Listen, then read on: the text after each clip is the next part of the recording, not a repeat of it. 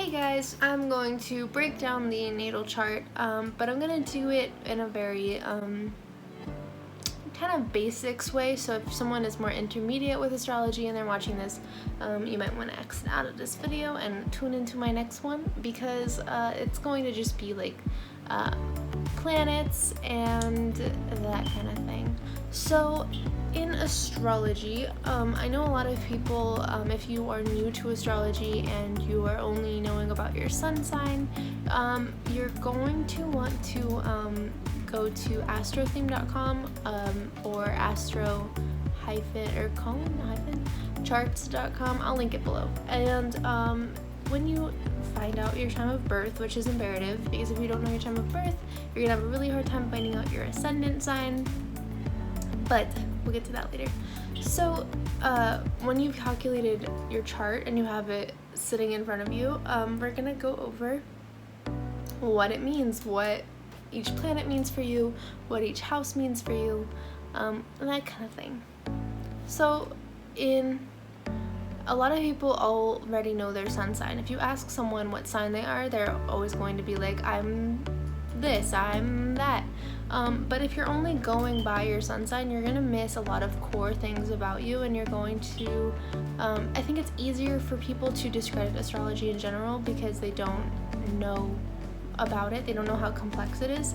So they'll see just their sun sign and they'll read something about it, and maybe there's so many different factors going on in their chart to make them not relate to that, but because they don't know about it, they're just going to chuck astrology in the trash entirely. So this is going to probably be more of kind of like an eye-opener if you're new to astrology, and yeah, let's dive right in. So most importantly, in my opinion, is your moon sign. Your moon sign is how you deal with emotions, how you react to situations, how you pretty much take everything in around you. Say you're a Capricorn and your moon is in Cancer, and then you're like, everyone says that I'm like very serious and kind of reserved, but underneath that I feel really emotional all the time. It's because your moon is in Cancer, and that is a whole other aspect of you which makes you not react the way that your sun sign would tell you that you are reacting. My favorite planet, probably because it's my chart ruler, but we'll get into that later. My favorite planet is Mars. Now Mars is the planet of motivation, the planet of drive, the planet of how you do things, how you have the passion to want to do things. Have you ever lost interest super quickly in something, or just didn't really find it interesting, or have a hard time maybe with getting motivation, but then you found out that maybe your Mars is in Gemini or Sagittarius or something that is a little bit more restless, and then you're like, oh, that explains it.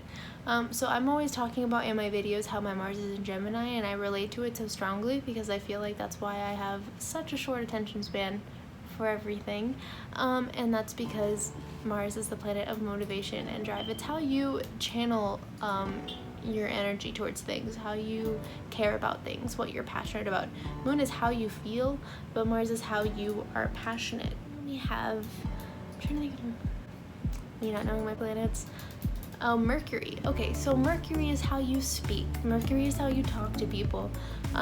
If you've ever been told maybe you're like a very shy, reserved person, but then when you speak, you've been told you're very cutthroat, or you're very dramatic, and then you find out that your sign is in like Sagittarius or Leo, and then you're like, oh, okay, that's because the way that you convey your thoughts to people is in Mercury. So that sign that Mercury is kind of saying, oh, you have this sign in Mercury, it's telling you how you communicate. That's important because you want to know the way that you're talking to people, especially if you feel like the way that you talk to people isn't the way that you feel you're talking to people. It's because your moon and your Mercury are two different planets, could be two different signs, you know. So, and then outer planets.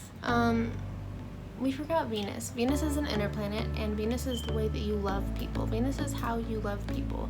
So say you have a very dominant personality, say like your sun and your moon and your Mars and your Mercury are all masculine, like Leo or Capricorn.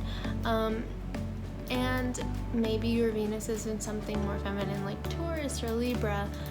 So this could mean that you are very assertive, but then when you love someone or when you care about someone, you are actually kind of willing to take the back seat and make them the emphasis of everything that matters, instead of like making yourself the main object of what is important. And so that's Venus. Venus shows you how you love people, shows you what you're like in relationships, and also is foreshadowing of like what kind of relationships you want for yourself.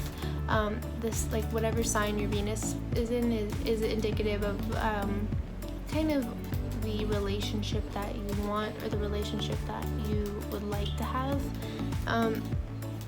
But asteroid Juno is actually who you're attracted to, who you're drawn to. So if you're looking at Venus solely and you're not looking at Juno, I would definitely recommend looking at Juno, because Venus is, yes, it's the planet of love, yes, it's the planet of how you love, yes, it's the planet of the relationship you might want, but Juno is the person that you keep kind of looking towards.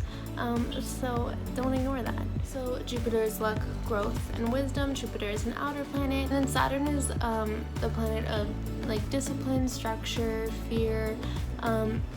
We'll get into Saturn return later, but pretty much I think almost towards your 30th birthday, when the daily transit goes back into the Saturn that you were born under, you're supposed to kind of go through like a midlife crisis, because pretty much Saturn is the planet of breaking you apart to put you back together in a way that makes you stronger and better for yourself and for your life, but it does it in like a very tough love way.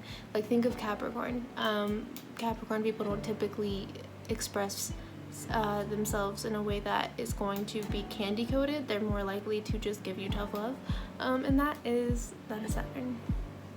And then Uranus is originality, change, things that like you feel make you unique personally in your own mindsets, in your own philosophies, in your style. And Neptune is dreams and healing, so it's kind of like spirituality. It's kind of like what you feel within your sense of religion or your sense of order.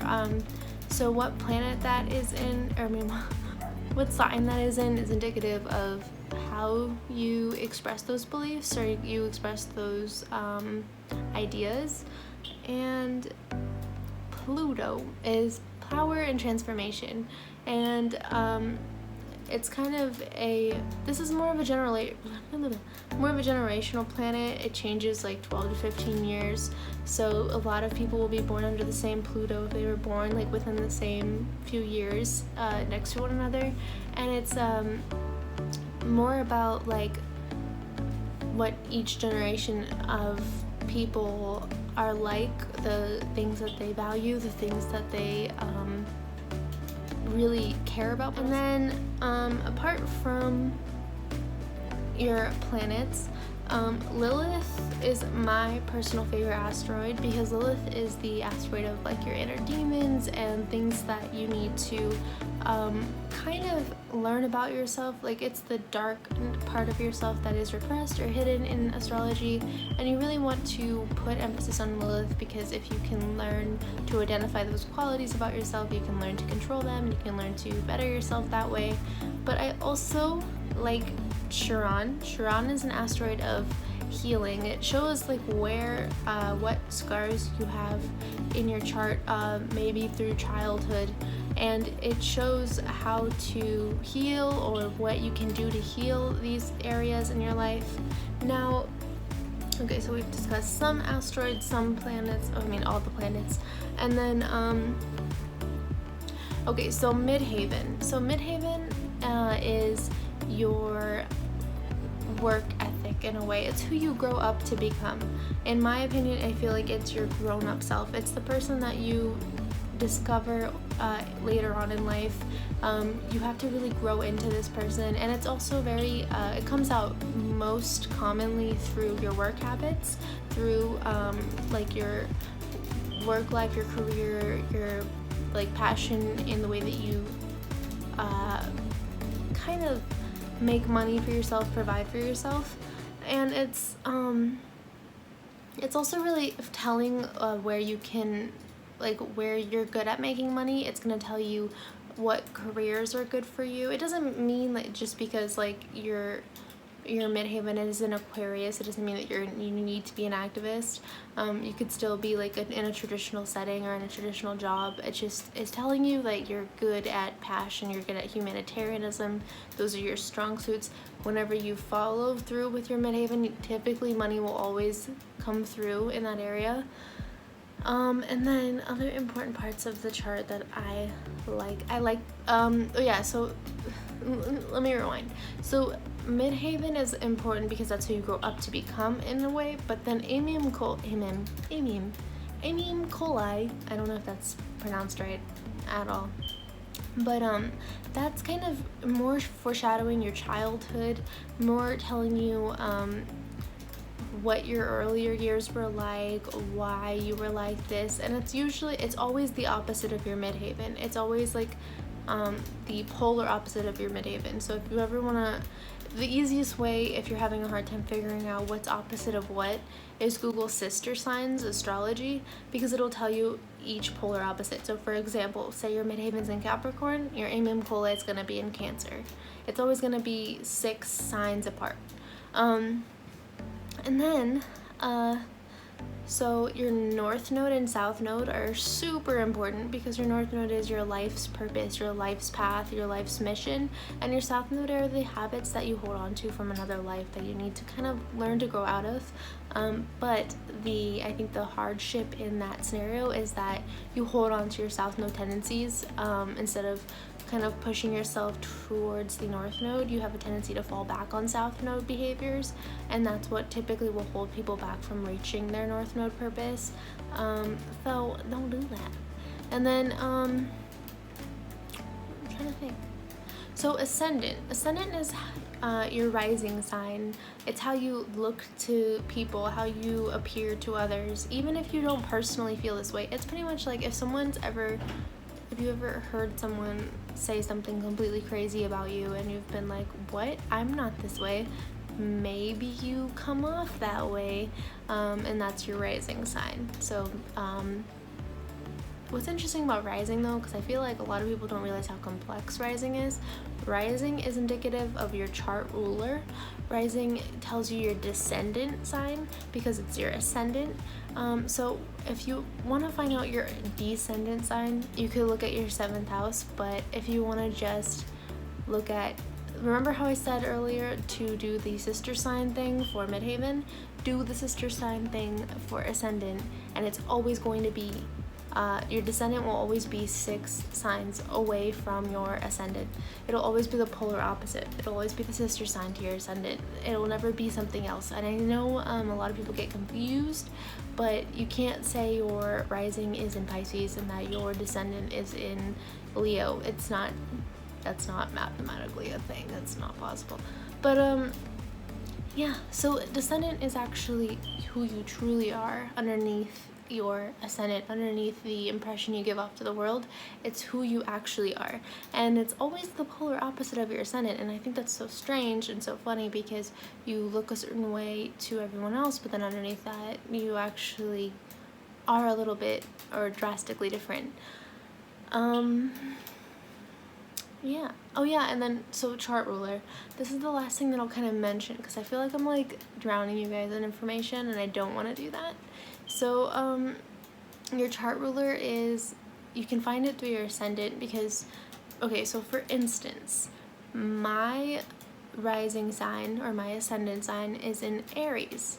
So since you have to look at the ascendant and what sign that is in the ascendant, and then whatever planet rules over that sign, you have to go in your chart, find that planet and then see what sign that is. And that will be your chart ruler, your chart sign in a way. Now that's not your dominant. I will do a video on that, but it's your chart ruler overall. So like my rising is in Aries, my chart ruler is in Mars, and my sign in Mars is Gemini, and I'm always talking about it, and then I never realize it's because it's my chart ruler, so I strongly relate to it, and so yeah, hopefully that made sense. And yeah, that completes this video. Thank you so much for watching. Make sure to like and subscribe. If you have questions, feel free to comment. I will do my best to answer them, and yeah. Oh wait, I'll do houses in another video. I feel like this video is too long. I'll do houses in another video.